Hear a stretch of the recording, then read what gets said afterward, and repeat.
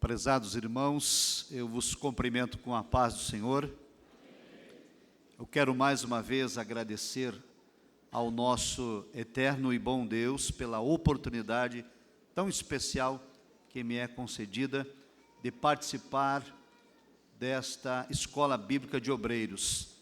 Desde sexta-feira à noite nós estamos aqui cooperando, tratamos da ideologia de gênero na sexta-noite e ontem pela manhã, e agora nós vamos dar continuidade com um outro tema que está na página de número 13 da apostila que os irmãos receberam, o Estado laico e o ensino religioso na escola pública.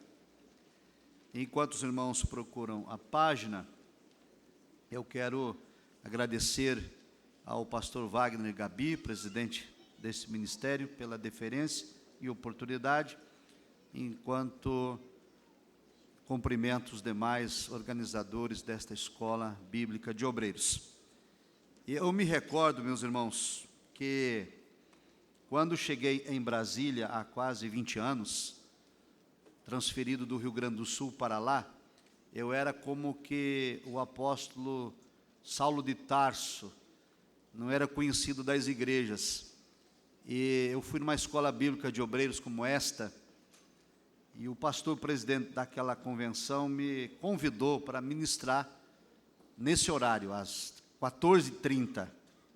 E eu, depois do almoço, eu fui para a fila do banheiro com o meu material de higiene na mão, com minha escova dental, meu creme dental, aguardar o momento em que uma pia fosse desocupada para eu fazer a minha higiene, e haviam vários obreiros naquela fila enorme, e dois em particular na minha frente conversavam entre si. Um perguntou ao outro: quem é que ministra agora de tarde? E o outro respondeu: é um tal de pastor Douglas Batista. Era eu. E o outro disse: e o cabra é bom? E ele respondeu: não sei, nunca nem ouvi falar. E aí ele disse: porque se não for bom, eu vou dormir e babar. Então, pelo amor de Deus, irmãos, não durmam, muito menos babem. Me ajudem. Que Deus em Cristo nos abençoe. Nós vamos fazer uma leitura bíblica. Eu vou contar com o apoio dos nossos irmãos lá da sonoplastia. Vamos projetar alguns slides. Pode colocar aí, querido, por favor. Nós vamos ler o texto bíblico, pode passar o slide, por obséquio. Mateus capítulo 5, versículos 13 a 16, para a reflexão desta plenária. Eu vou ler os versos ímpares, e eu convido a igreja para ler os versos pares. Temos a projeção no telão para que possamos ler todos na mesma versão. Vós sois o sal da terra, e se o sal for insípido, com que se há de salgar? Para nada mais presta, senão para se lançar fora e ser pisado pelos homens.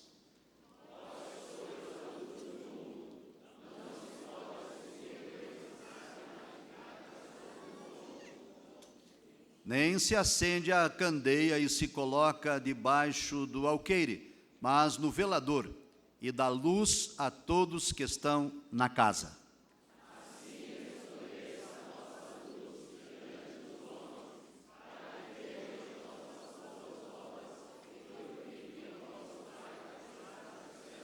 Quem pode dizer amém? Amém. Amém. Vamos ao próximo slide, então. Quero convidá-los à reflexão.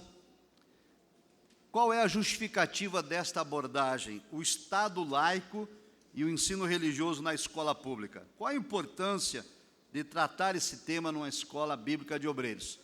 Bem, eu trago aos irmãos algumas justificativas, pelo menos duas. Ano passado, no mês de setembro de 2017, o STF, Supremo Tribunal Federal, julgou uma ação direta de inconstitucionalidade acerca do ensino religioso na escola pública.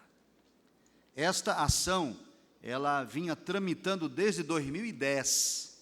Essa ação, ela foi impetrada pela Procuradoria-Geral da República, questionando o ensino religioso na escola pública.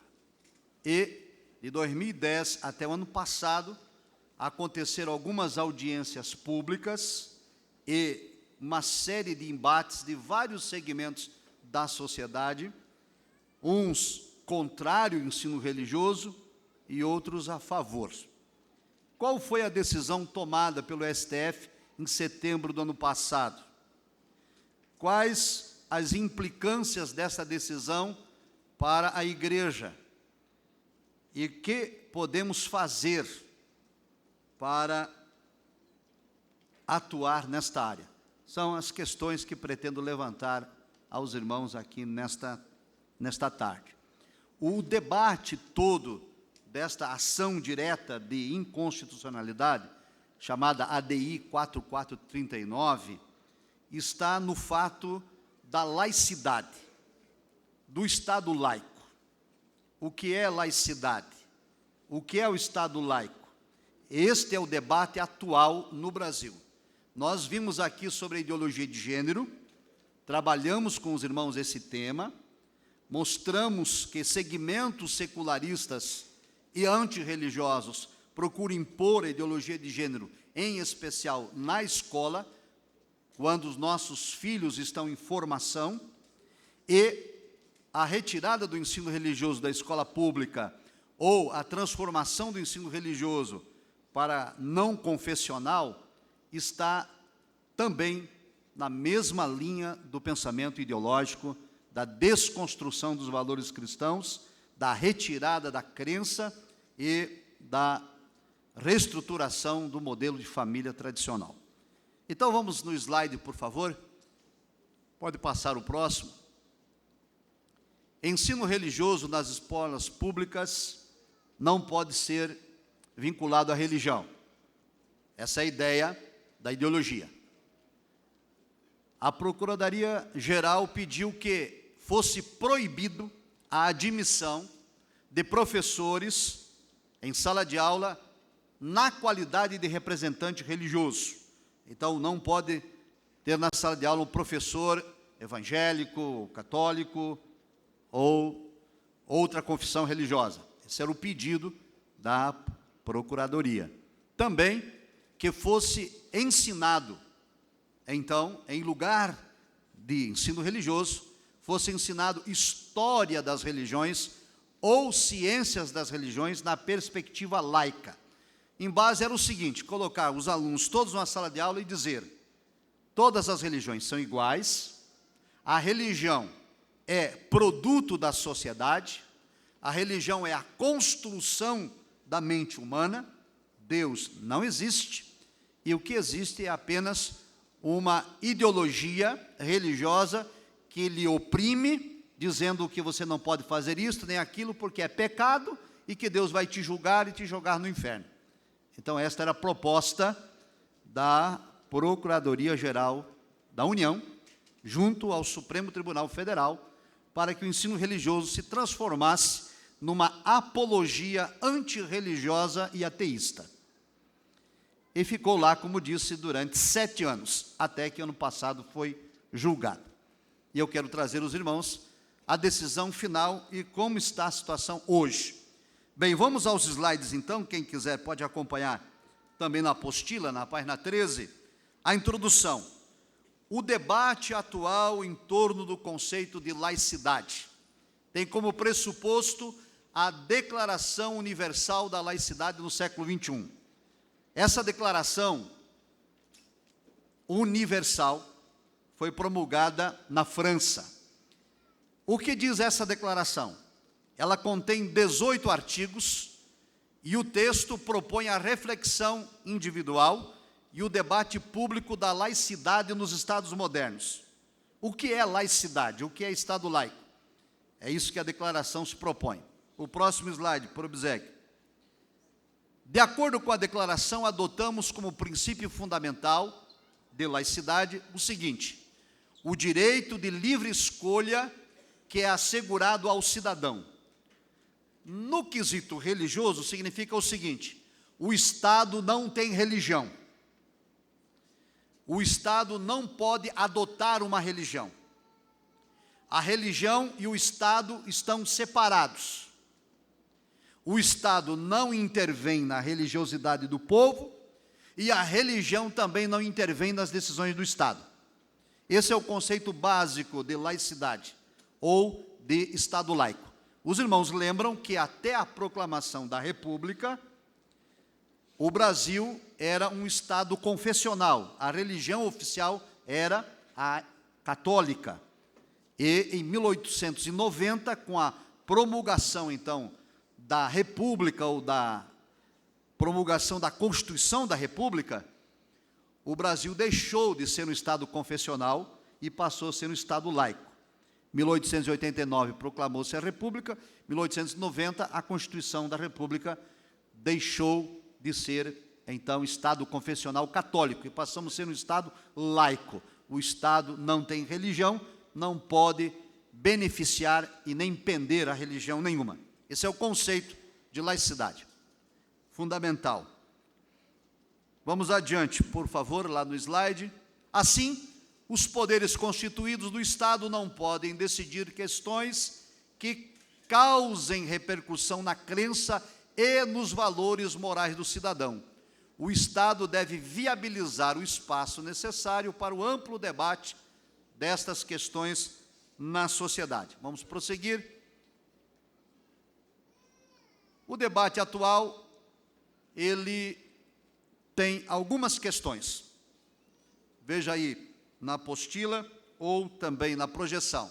O primeiro questionamento de quem é favorável a um Estado laico absoluto. Primeiro, retirar da Constituição brasileira o seu preâmbulo. Os irmãos lembram, queridos, que em 1988, o Brasil promulgou uma Constituição chamada Constituição Cidadã. E lá, no preâmbulo dessa Constituição, é invocado o nome de Deus. Eles querem retirar o nome de Deus desse preâmbulo. Nós usamos na cédula do real uma expressão. Qual é a expressão que tem na cédula do real? Deus seja louvado. Então, há ações da ideologia laicizista e antirreligiosa para que seja retirado a frase da cédula do real. Tramitam-se várias judicializações no âmbito do STF. Nós temos feriados nacionais que são feriados religiosos, como, por exemplo, a Páscoa. O que mais? Sexta-feira Santa, 12 de outubro, que é, atenção, 12 de outubro, para nós evangélicos, é o dia da criança. Mas a lei federal que promulgou esse feriado, 12 de outubro, é o dia da padroeira do Brasil, a Senhora Aparecida deles, né? Aparecida nossa não, né? Mas, então, se questiona isto, o Natal e tantas outras questões que envolvem o Estado laico. Por exemplo, os crucifixos que estão presentes no Poder Judiciário, no STF, nos tribunais de justiça, a Bíblia Sagrada com os monumentos em praça, o monumento da Bíblia, a Praça da Bíblia, os cartazes, os outdoors que existem nas cidades, em alguns lugares, dizendo: esta cidade pertence ao Senhor Jesus. Então, tudo isso é questionado judicialmente, alegando-se que o Estado é laico e que não pode haver nenhuma manifestação pública da religiosidade. E, além disso, os mais de 5.500 municípios do país que têm, principalmente no interior dos estados, na entrada das suas cidades, um monumento a alguma imagem religiosa, quer seja ela de cunho católico ou do culto afro. Tudo isso é questionado hoje, é o debate atual no Brasil acerca do conceito de Estado laico. E dentro deste bojo, então, a discussão acerca do ensino religioso na escola pública. Se o Estado é laico, dizem eles, não pode haver ensino religioso na escola. Pode prosseguir aí no slide, por obséquio. Diversos projetos, pode voltar. Diversos projetos, irmãos, estão, então, tramitando no Congresso Nacional, que são de cunho ideológico laicista. Quais são? Vou citar alguns. O primeiro é o casamento homossexual. O segundo é a criminalização da homofobia. Qualquer um que se manifestar contrário à prática da homossexualidade deverá ser punido.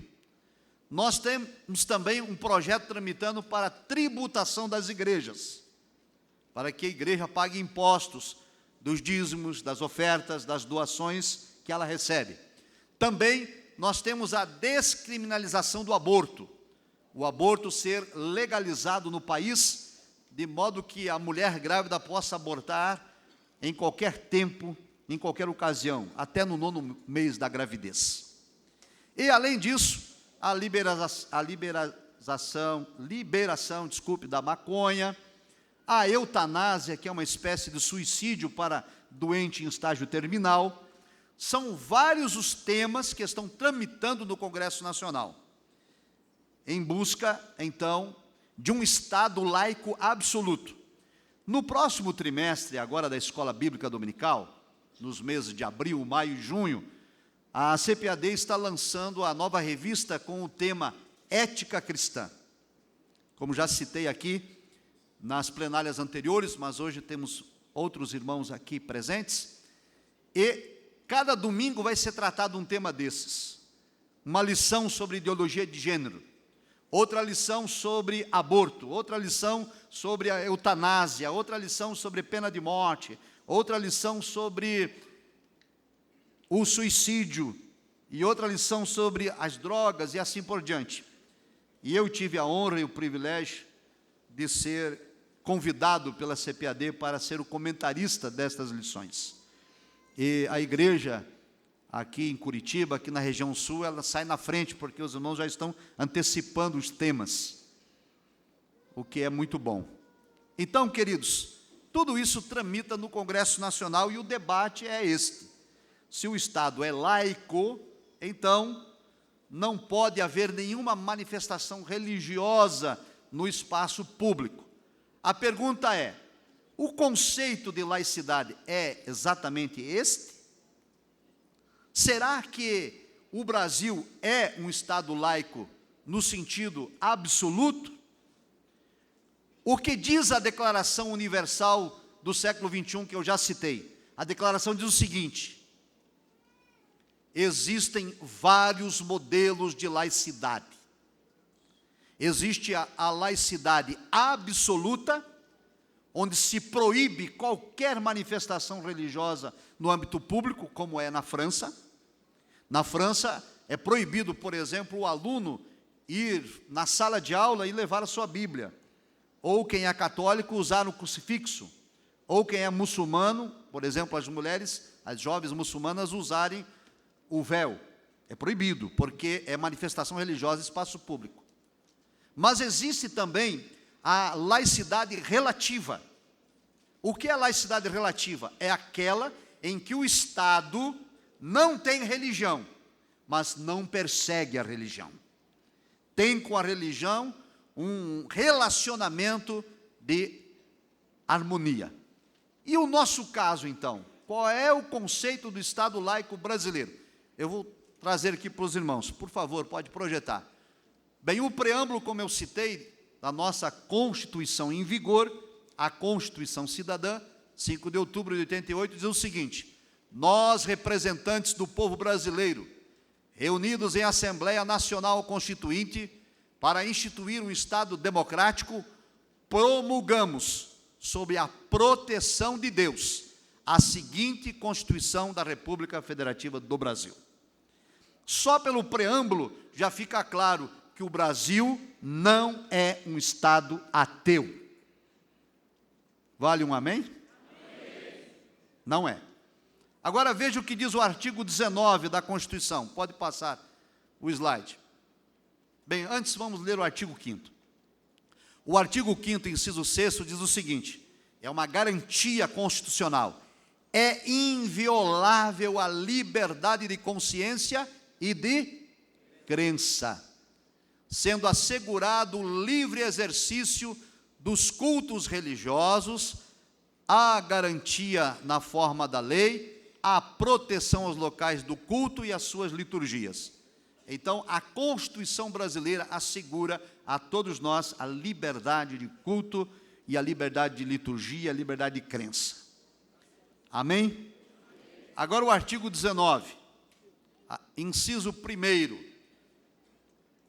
É vedado à União, é proibido à União, ao Estado, fazer o seguinte: o Estado não pode estabelecer cultos religiosos ou igrejas, subvencioná-las, embaraçar-lhes o funcionamento ou manter com eles ou seus representantes relações de dependência ou aliança, ressalvada na forma da lei a colaboração de interesse público. Resumindo, a nossa Constituição diz: o Estado não pode ter igreja, nem culto, é proibido, mas o Estado pode fazer aliança com a igreja na forma da lei para atender algum interesse público. Até aqui tudo bem? E então, e o ensino religioso? Cabe ou não cabe? Pode ou não pode? O texto diz que na forma da lei pode. Então vamos ver. Artigo 210 da Constituição Brasileira diz o seguinte, escute só: serão fixados conteúdos mínimos para o ensino fundamental de maneira a assegurar formação básica comum e respeito aos valores culturais e artísticos nacionais e regionais. Parágrafo 1º. O ensino religioso de matrícula facultativa constituirá disciplina dos horários normais das escolas públicas de ensino fundamental. Está ou não está na Constituição? Sim ou não? Sim, é previsto, é constitucional.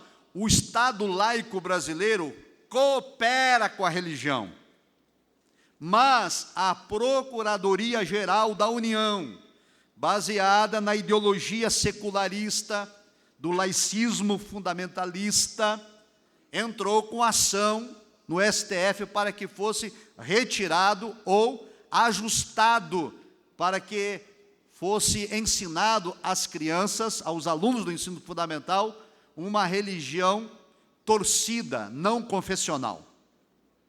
Então, queridos, existe uma orquestração em nosso país para que todos os valores cristãos sejam retirados da área pública, e o lugar apropriado para a doutrinação é a escola.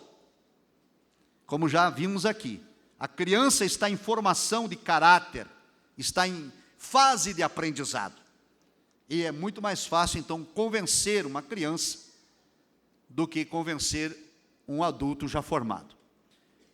Bem, vamos a uma próxima lei, que é a Lei de Diretrizes e Bases da Educação, que está em vigor desde 1996, o artigo 33, diz o seguinte: o ensino religioso de matrícula facultativa é parte integrante da formação básica do cidadão e constitui disciplina dos horários normais das escolas públicas de ensino fundamental, assegurado o respeito à diversidade cultural religiosa do Brasil, vedadas quaisquer formas de proselitismo. Então, como é que funciona isso? O que é o ensino fundamental?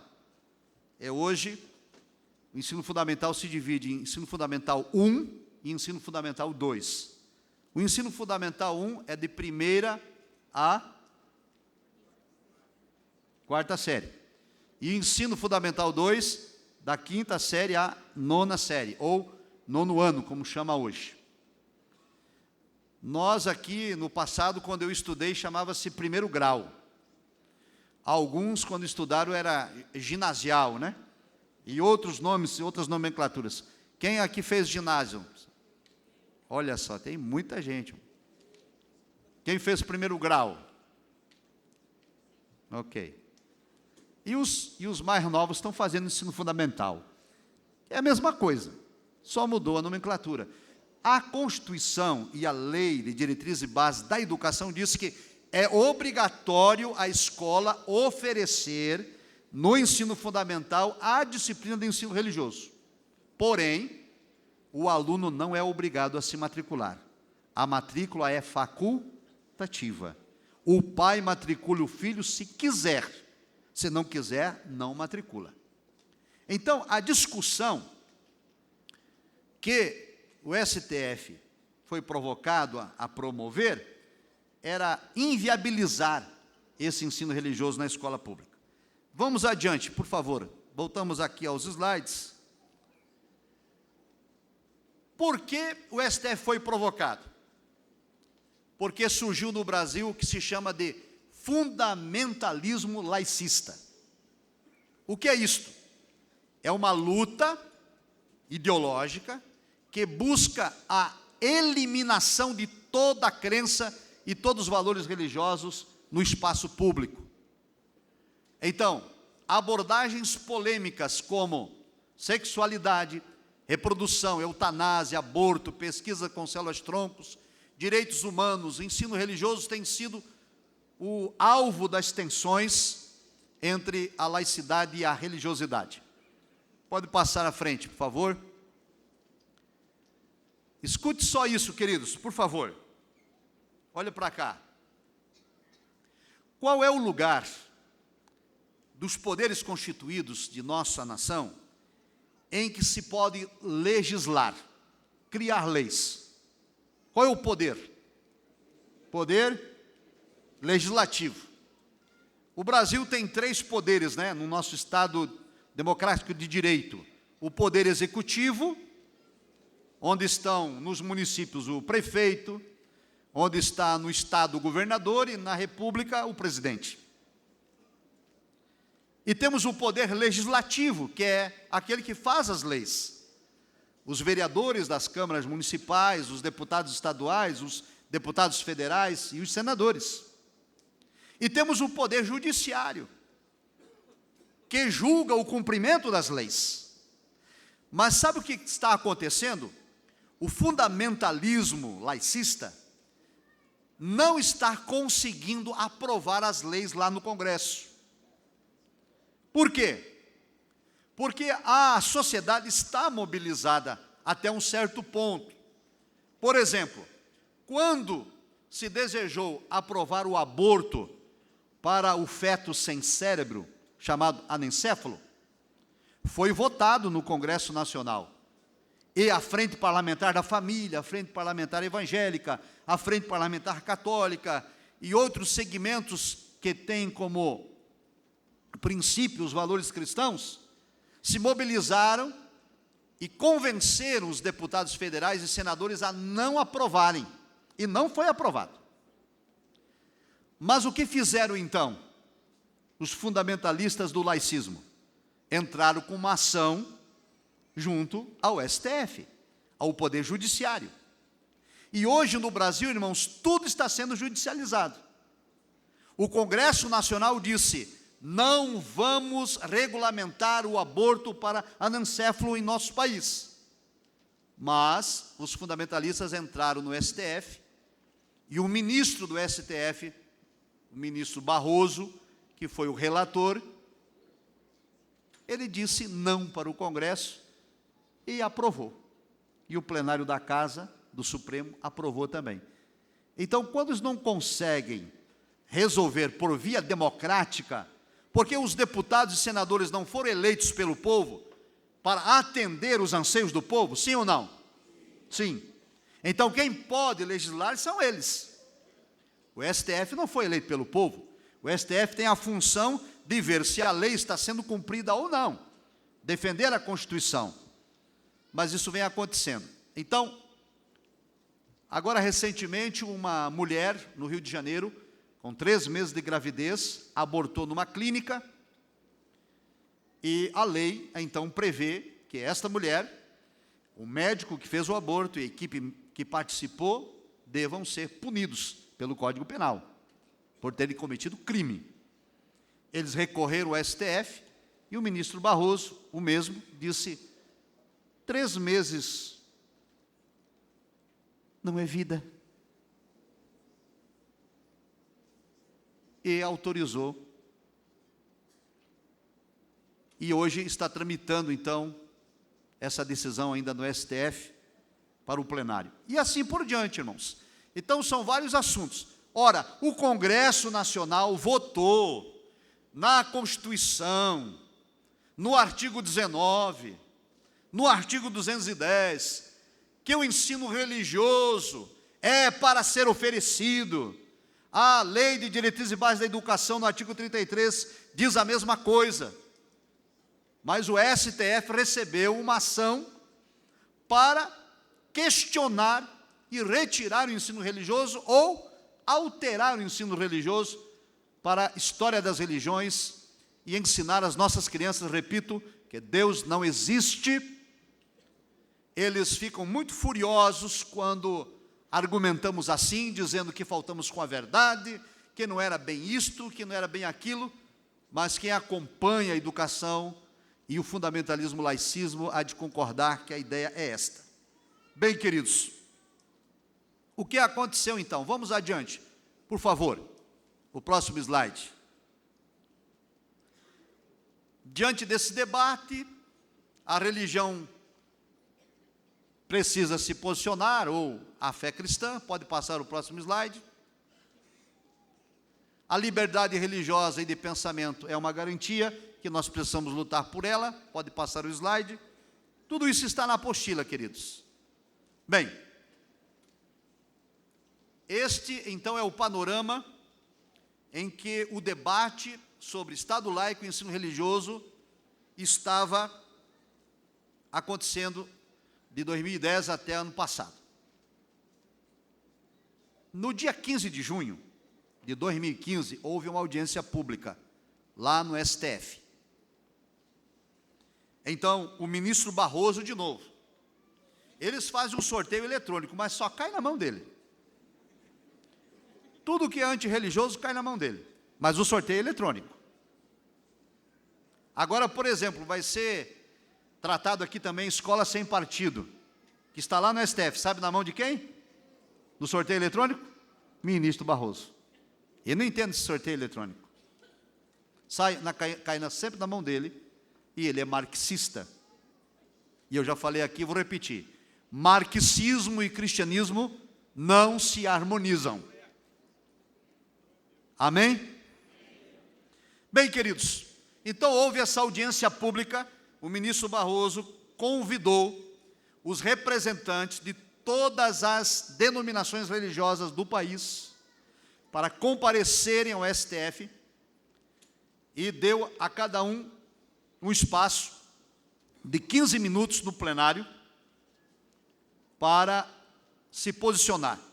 Esse posicionamento deveria, primeiro, ser entregue por escrito, fundamentado, argumentado, e depois exposto verbalmente. Então, eu posso falar aqui com os irmãos, com a minha consciência tranquila e com muita propriedade, sem falsa modéstia, acerca do tema, porque a CGADB, a Convenção Geral das Assembleias de Deus do Brasil, me escalou como representante da Assembleia de Deus para escrever a nossa argumentação e apresentar a defesa oral lá no plenário menor do STF. E nós nos posicionamos, enquanto igreja evangélica, enquanto educadores, formulamos por escrito o posicionamento da Assembleia de Deus e apresentamos a defesa verbal. Quem quiser ver, está no YouTube por aí, só digitar lá Audiência Pública STF, também no site do STF. E sabe o que mais me preocupou lá, irmãos? O nosso posicionamento é esse: a Constituição tem que ser cumprida, o ensino religioso deve ser oferecido na escola pública, E mais, a posição da igreja Assembleia de Deus, o ensino deve ser confessional, para evitar o proselitismo. O que é o proselitismo? É tirar uma criança da religião que ela já tem e fazê-la passar para outra religião. Então, qual é o único meio de evitar que a criança seja doutrinada pelo professor? É fazer com que a criança se matricule na religião que ela já professa em casa. Eu me fiz entender? Isso é ensino confessional. A criança é evangélica, ela se matricula para a aula de religião evangélica. Ela é católica, ela vai para a aula de religião católica. Ela é espírita, ela vai para a aula de religião espírita. Isso é ensino confessional. E o ensino confessional é o único que impede o proselitismo e a doutrinação da criança. Porque ninguém vai ser doutrinado. Eu já sou evangélico, eu vou assistir aula evangélica, com o professor evangélico, que vai falar da fé evangélica. Mas o que eles queriam era ensino não confessional. Coloca todo mundo na mesma sala de aula, católicos, evangélicos, espíritas, afrodescendentes, ateus e outros, e o professor doutrina dizendo: a religião é o produto da sociedade. Os homens inventaram Deus, os homens inventaram a religião, os homens inventaram regras, e as religiões são todas iguais. E daria o nome de história das religiões, ou ciência das religiões, ou outra coisa similar. A Assembleia de Deus se posicionou contra, e escutem só, eu vou falar aqui de público, está sendo filmado, gravado, e está no site da STF para quem quiser assistir. Sabe qual foi a única igreja evangélica na audiência pública no STF que se posicionou a favor do ensino religioso confessional na escola pública? Assembleia de Deus. A igreja presbiteriana foi contra, a igreja adventista foi contra, a igreja metodista foi contra, a Assembleia de Deus Madureira foi contra, só para citar algumas. Todas as outras foram contra. E eu fiquei lá sentado ouvindo pastores ocuparem a tribuna e dizer para o ministro: tira o ensino religioso da escola pública. Não precisa. Irmãos, é estarrecedor. Eu cheguei a passar mal, ouvindo pessoas representando a liderança nacional das igrejas evangélicas do país, cedendo ao laicismo fundamentalista, cedendo ao relativismo cultural, cedendo à pressão da mídia, como já vimos aqui na questão da ideologia de gênero. Deus está procurando profetas como João Batista, que possam colocar a cabeça a prêmio, mas não estão dispostos a negociar a verdade da fé cristã. Sabe quem ficou do nosso lado? A Igreja Católica. Só. E havia lá a Associação de Ateus, que claro, foram contra, representante de gays, de lésbicas, de transexuais, de travestis, de todo tipo de coisa, representante da logosofia, biosofia e não sei o que mais, e está lá, os irmãos podem ver. Eram 40 no total. Só a Assembleia de Deus e a Igreja Católica se posicionaram e disseram: o ensino religioso tem que ser confessional. O nosso Estado é laico, mas não é Estado ateu.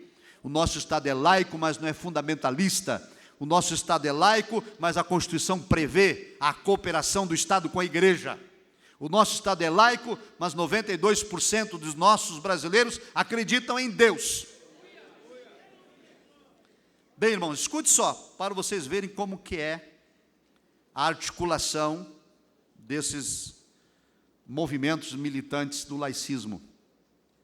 Em Brasília, foi realizada uma audiência também na OAB, na seccional da OAB, do Distrito Federal.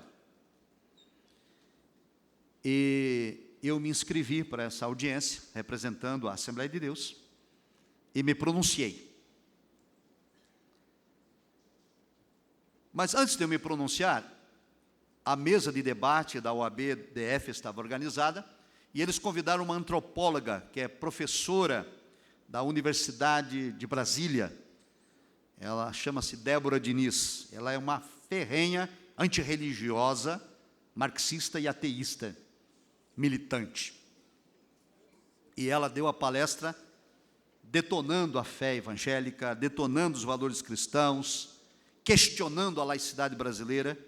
E quando se abriu o debate, então, eu me pronunciei, questionando a posição dela, apresentando os argumentos que aqui elenquei até agora, sobre a Declaração Universal da Laicidade do século XXI na França, sobre o artigo 19 da Constituição, sobre o artigo 210, sobre o artigo 33 da LDB, que o Brasil não é ateu, que o Brasil é laico, mas que coopera com a religião, etc., que ela estava equivocada, e que 92% dos brasileiros são cristãos e defendem os valores do cristianismo. Quando eu terminei minha fala, eu perguntei a ela: não vivemos num Estado democrático de direito? E um dos princípios, um dos pilares da democracia não é ouvir a voz do povo? E na democracia não prevalece a voz da maioria? Se a maioria é cristã e defende valores cristãos, e aceita que o Estado coopere com a religião, então por que vocês querem inverter isso? Sabe o que ela me respondeu? Ela disse: a maioria é burra. E eu retruquei e disse: então, professora, não vivemos mais num Estado democrático de direito agora? Aí cortaram meu microfone e eu não falei mais. E ela esteve lá, na audiência pública do STF, depois nós nos encontramos lá, e ela ocupou a tribuna também, e bateu contra. E eu quero aqui fazer um registro, irmãos. Eu sei que está sendo filmado, eu já comentei isso, inclusive, com o nosso presidente da CGDB. Houveram várias sessões plenárias, e eu estava lá representando a Assembleia de Deus. Mas eu senti falta dos nossos representantes, dos parlamentares que nós elegemos. Ninguém botou o pé lá.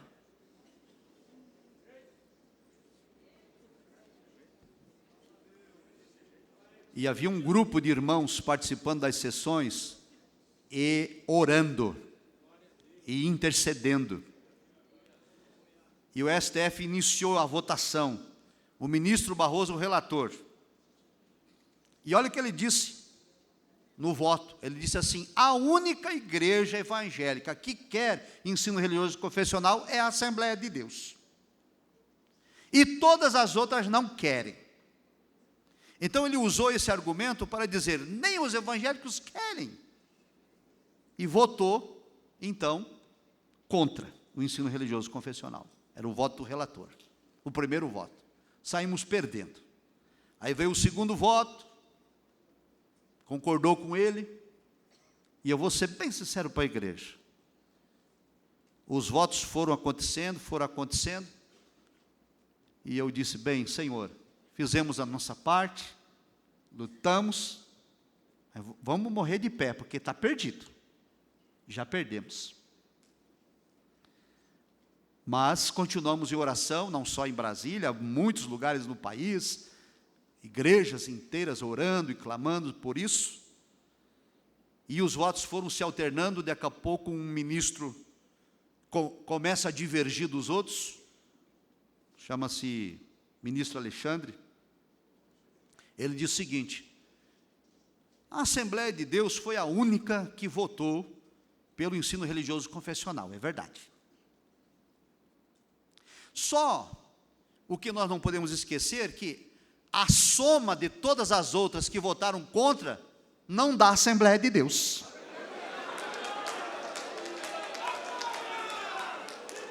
Aleluia! Somos 22 milhões de cristãos, assembleanos pentecostais.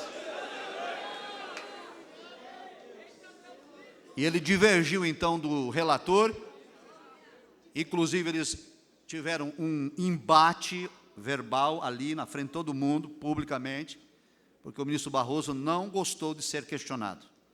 Mas o ministro Alexandre votou com a Assembleia de Deus e com a Igreja Católica. E aí, irmãos, durou semanas. Nós passávamos as tardes ali. Cada voto era 3, 4 horas de leitura, ou mais. Ficou empate, 5-5. 5 contra, 5 a favor. Faltava só o voto agora da presidente, que é a ministra Carmen Lúcia. E nós fomos orar, e fomos clamar, e pedimos a Deus direção.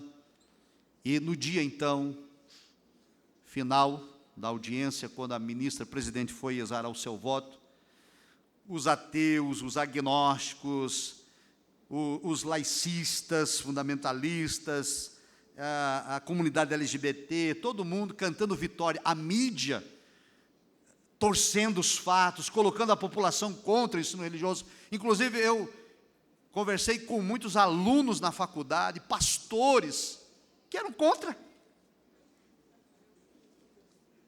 Pela falta de informação, é a única coisa que me ocorre, pela ignorância de não saber do que se trata e dar ouvidos à mídia. A mídia que é tendenciosa, que é marxista, que não é cristã. E nós fomos lá então para ver o voto final, e como disse os irmãos, bem receosos. Mas o Senhor Jesus nos deu vitória. Aleluia. A ministra Carmen Lúcia concordou com o parecer da Assembleia de Deus e a Igreja Católica e determinou que o ensino religioso seja confessional na escola pública do Brasil.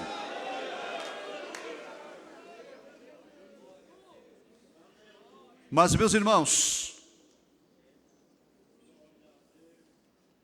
vencemos a batalha, mas ainda estamos em guerra. Porque há uma série de questionamentos acontecendo Brasil afora. E, apesar do STF ter decidido, o acórdão ainda não foi publicado. É recente, foi em setembro do ano passado. Aí o STF foi julgar outras coisas. E nós estamos aguardando a publicação do acórdão para, de algum modo, de alguma maneira, contribuir com a formulação das diretrizes e bases que vão nortear esse ensino religioso de cunho confessional. Então, há muitas questões ainda em aberto. Por exemplo, quem vai dar estas aulas? Quem serão os professores? Quais são as qualificações requeridas do corpo docente? Ora, se a aula é de ensino religioso confessional evangélico, então eu preciso de um professor que professe a fé evangélica. Se é católica, então católico, e assim por diante. E como isso vai acontecer? Já estão questionando, dizendo, não pode pagar professor para dar aula de ensino religioso. Se quiser dar, tem que ser de graça. Porque o Estado é laico. De novo, a mesma conversa, o Estado é laico. Irmãos, o Estado é laico, mas o conceito que a mídia quer vender a você, de que a nossa laicidade é absoluta, é mentira. O Brasil não é laicista. O Brasil é Estado laico, mas a nossa laicidade é relativa. A Constituição prevê a cooperação do Estado com a religião, ressalvada na forma da lei. E a lei já diz, o ensino religioso na escola pública. Pronto. Então, todo marxista, eu vou usar uma expressão aqui, me desculpem os irmãos, mas todo esquerdopata, que tem no nosso meio também, engole essas ideias mentirosas e se posiciona contra a palavra de Deus por conta de uma ideologia política partidária.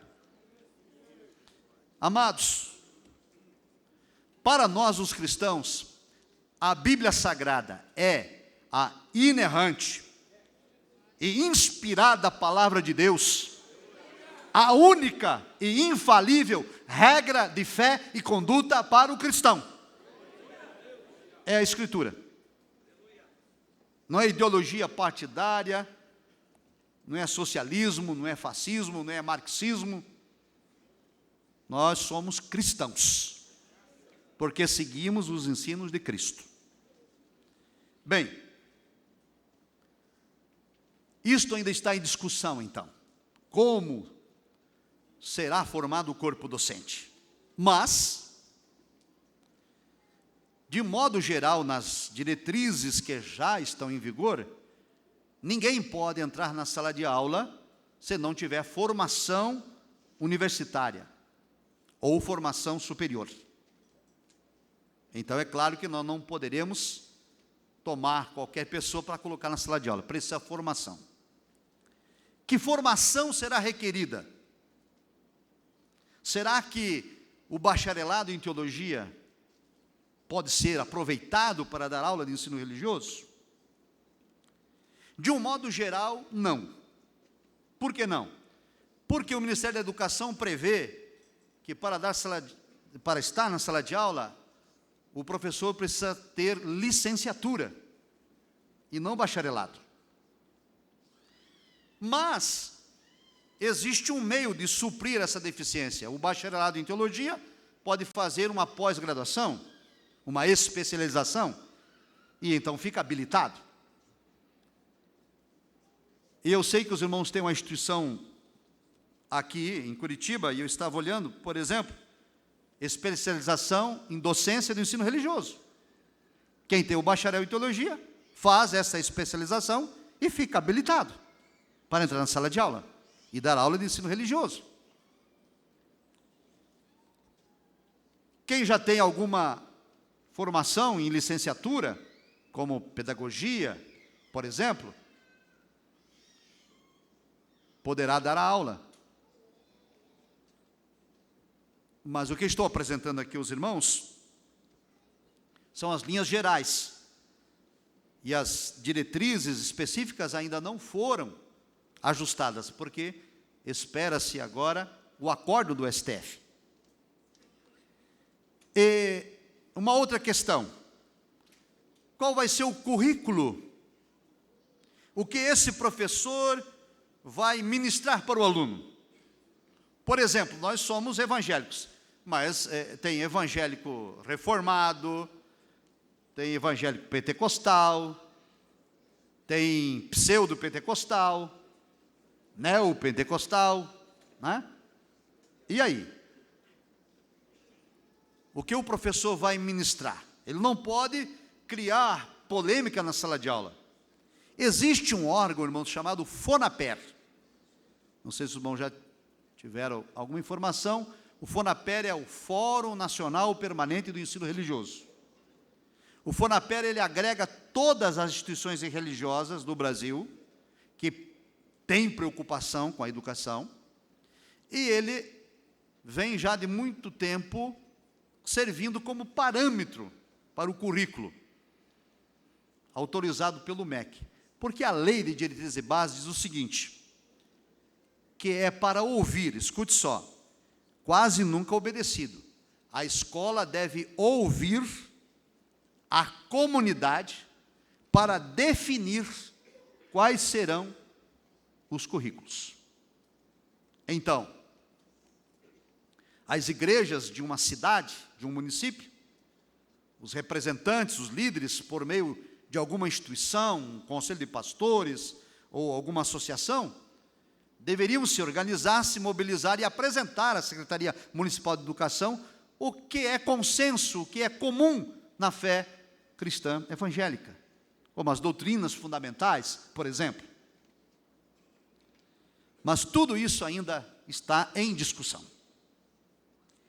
Um outro fator diz respeito também à contratação desses professores. Eles deverão fazer concurso público? Eles serão contratados pelo município ou estado. Tudo isso ainda está em indefinição. Por quê? O que acontece hoje? Hoje, irmãos, as escolas que têm ensino religioso, tem professor de biologia dando aula, tem professor de educação física dando aula de religião, tem professor de geografia dando aula de religião, e tem também professor de filosofia, que é ateu quase sempre, dando aula de religião.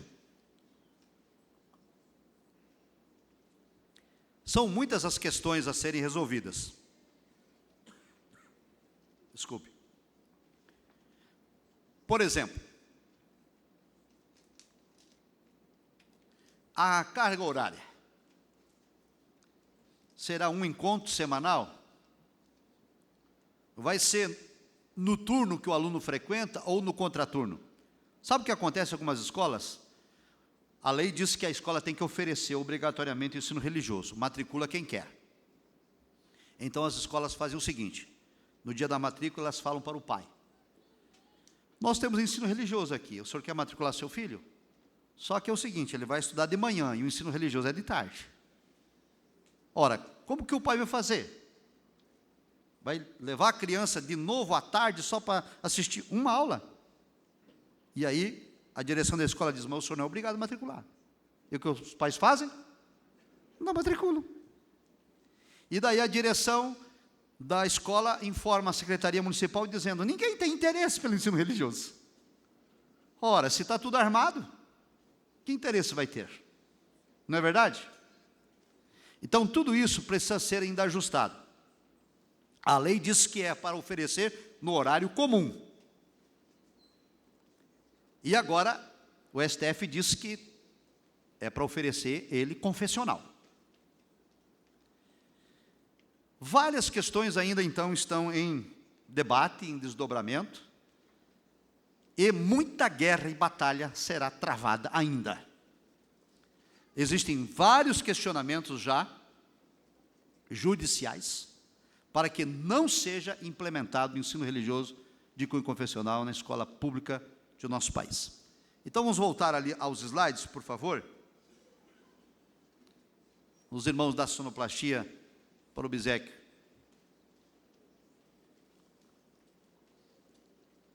Pode passar, já vimos isto, ok? Pode passar também. Escute agora isso, irmãos. Qual que é a principal proposta em se continuar questionando o ensino religioso? Eu vou ler para os irmãos. Exterminar a religião, fazer desaparecer da vida social e erradicá-la da consciência ou das consciências individuais. Daí a importância da laicização da escola. Esta laicidade de combate substitui a religião divina por uma religião secular, com seus grupos de pensamento e seus rituais. Certas crenças são enaltecidas, como, por exemplo, a razão, o progresso, o bem da humanidade e a livre discussão. Os irmãos já perceberam que o discurso da mídia e dos militantes antirreligiosos é vender a imagem para a população de que nós, os religiosos ou os evangélicos, somos preconceituosos? Já perceberam isso? A ideia é colocar a população contra a fé e de dizer que os cristãos são ultrapassados e que são contra direitos humanos e que são contra a livre discussão e que são contra as liberdades individuais, de maneira a desconstruir a fé cristã e colocar a população contra a fé. E, lamentavelmente, esse discurso acontece no meio da igreja também, porque não são poucos os cristãos que já se venderam e são favoráveis ao aborto, e são favoráveis ao casamento homossexual, e são favoráveis à eutanásia. E um tema que vai ser discutido na Escola Bíblica Dominical sobre pena de morte, é polêmico, E muito cristão é a favor. E a escola dominical vai trazer os argumentos porque a Assembleia de Deus tem o seu posicionamento. Tudo isso, irmãos, faz parte de uma construção ideológica, secularista, que vem minando a igreja e a fé cristã. E a escola, repito, é o principal alvo, porque é lá na escola que está acontecendo a formação de nossas crianças. Eu vou repetir o que disse aqui, irmãos. Eu tive a oportunidade, eu fiquei alguns anos na sala de aula, no ensino médio, lá no Distrito Federal, em Brasília. Fui coordenador de Sociologia e professor de Filosofia. São duas disciplinas de cunho marxista e socialista. E escute só, o filósofo e sociólogo que não é cristão é marxista. E muitos cristãos que se venderam para o marxismo. E a ideia é doutrinação. Doutrinar. Por isso nós vamos ter uma outra plenária falando sobre o projeto Escola Sem Partido, para evitar a doutrinação das crianças. Vamos ao próximo slide, querido, por favor. Qual é a posição atual, então, da CGDB? O Conselho de Educação e Cultura da CGDB emitiu parecer, representou a convenção no STF, e o parecer reiterou a preocupação da Assembleia de Deus com a ideologia secularista que impera em nossa sociedade. O próximo. O parecer prossegue alertando que o Brasil é um Estado laico, mas não é laicista. O laicismo é fundamentalista, que impõe ideologias secularistas e faz oposição à religião. O Brasil é laico, mas não é ateu. Quanto à questão do proselitismo, a CGDB defendeu o ensino religioso de cunho confessional, o único que não é proselitista. O próximo. Em face dos preconceitos humanistas e do ranço ideológico de alguns setores responsáveis pela educação pública, os pais têm o dever de acompanhar a vida escolar de seus filhos e examinar os livros didáticos adotados pela escola. Os pais devem estar atentos para coibir quaisquer medidas de coerção. Então, queridos, fica um aviso aqui para os pais. A família cristã no Brasil tem deixado a desejar. Os pais, os avós, os responsáveis precisam acompanhar a vida escolar das crianças. Olhem os cadernos. O que estão aprendendo na escola? Olhem os livros didáticos. Olhem o sumário. Leiam os conteúdos. Vejam se não tem nenhuma doutrinação antirreligiosa ou anticristã. E se encontrar algo desta natureza, está previsto na legislação alguns procedimentos. Vamos ver? Próximo slide, por favor. Primeiro, procure o conselho tutelar e avise o que está acontecendo na escola. Segundo, se o conselho tutelar não resolver, procure o Ministério Público e apresente a denúncia. Estes dois, o Conselho Tutelar e o Ministério Público, possuem a função de garantir o cumprimento da legislação no que diz respeito aos menores de idade. É salutar, claro, que antes de procurar o Conselho Tutelar e antes de ir ao Ministério Público, vá à escola.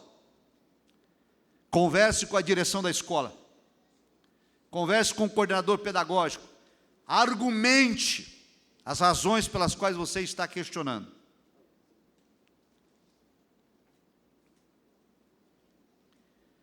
Há alguns anos, quando uma de minhas filhas estava fazendo o ensino fundamental, numa escola particular em Brasília, ao receber um dos livros didáticos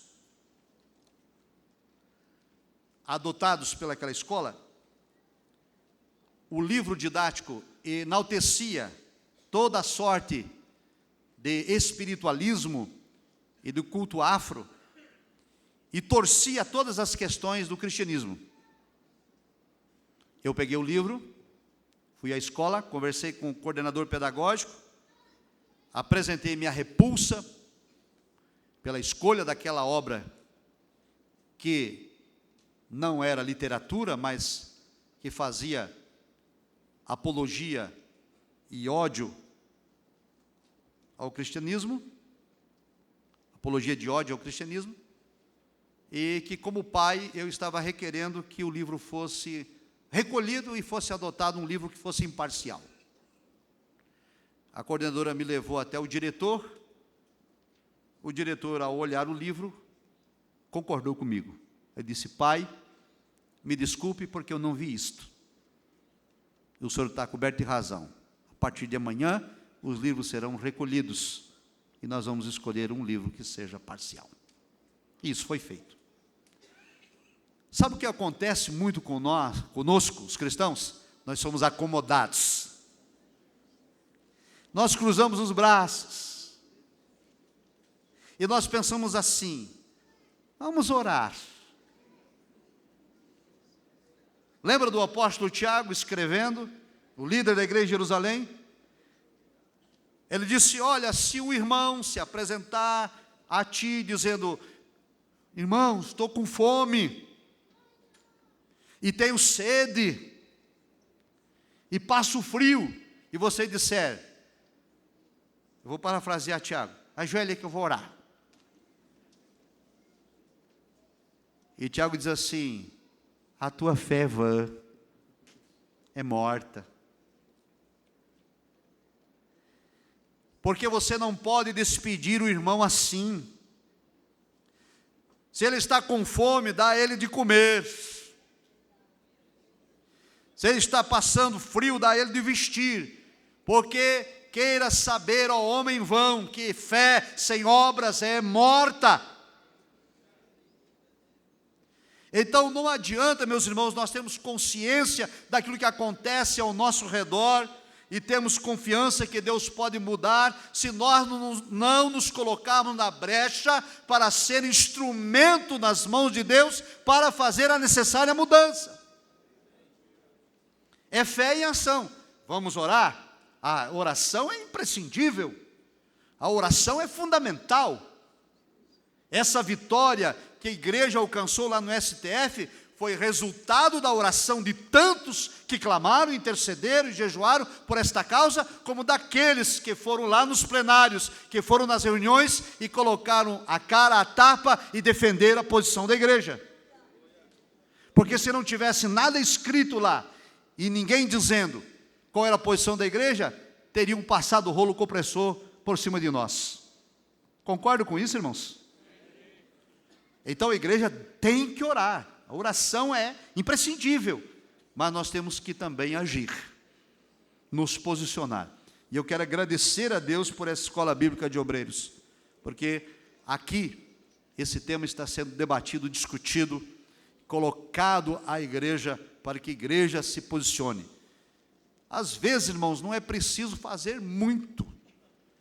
Se você fizer a sua parte, lá na sua casa, lá com seus filhos, lá na escola onde estudam seus filhos, ou seu sobrinho, ou os filhos de seus amigos, e você se posicionar ali, nós podemos mudar a história deste país. Adiante, temos mais algumas coisas para apresentar aos irmãos. Por favor, o slide. Como consideração final, eu quero agora fazer um pedido de oração. Veja como disse, a oração, a fé sem ação é morta, então precisamos orar e agir.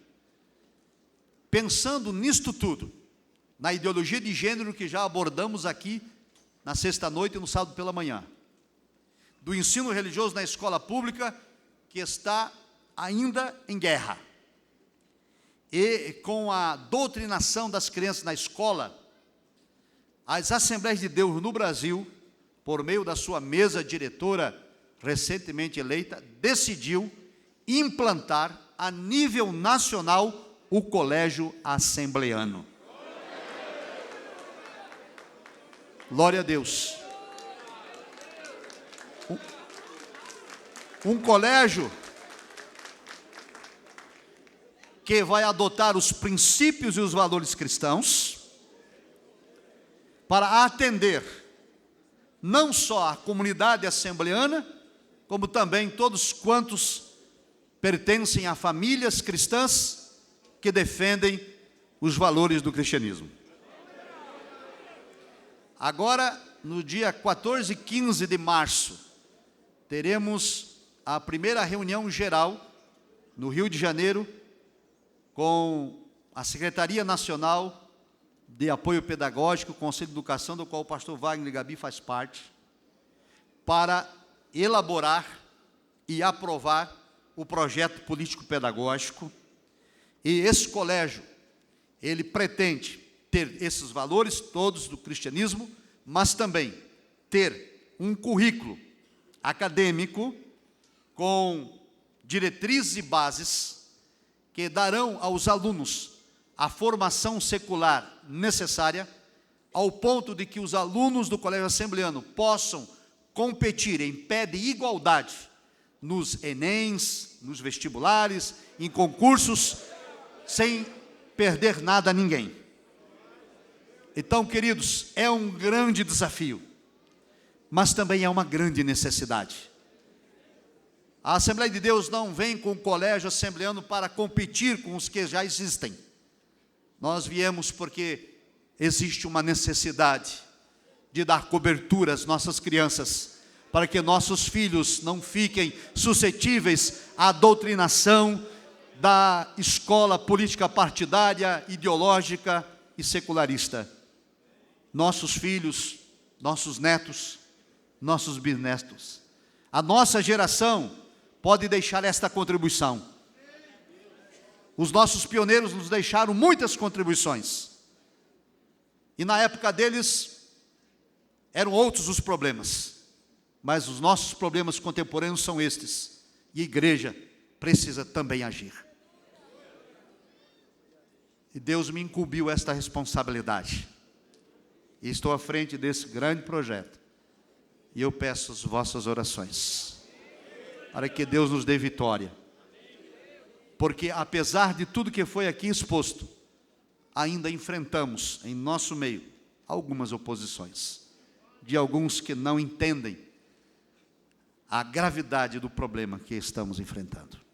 Mas Deus é conosco, o Senhor é nossa bandeira, e Ele nos dará a vitória.